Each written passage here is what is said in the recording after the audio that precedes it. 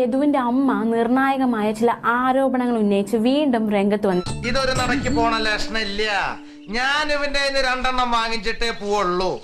ഗുരുതരമായ ആരോപണങ്ങളാണ് മേയർക്കും കൂട്ടർക്കുമെതിരെ യദുവിന്റെ അമ്മ ഉന്നയിച്ചിരിക്കുന്നത്.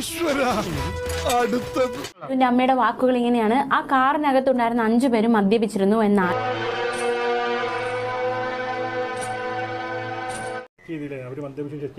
അവര് 4 പേരും മത്ത് വെച്ചിട്ടാണ് കാണുന്നത്. അവരെല്ലാവരും 5 പേരും മത്ത് വെച്ച് അവർ പാർട്ടി കഴിഞ്ഞ് വന്നതാണ്.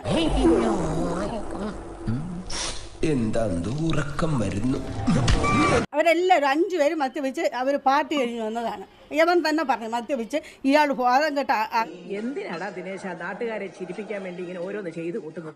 മേയർ പറയുന്നതൊന്നും നടന്ന സംഭവമല്ല. അങ്ങനെ കാണിച്ചുവെങ്കിൽ എന്തുകൊണ്ട് മേയർ മൊബൈലിൽ അത് പിടിച്ചില്ല എന്നും ഈ അമ്മ ചോദിക്കുകയും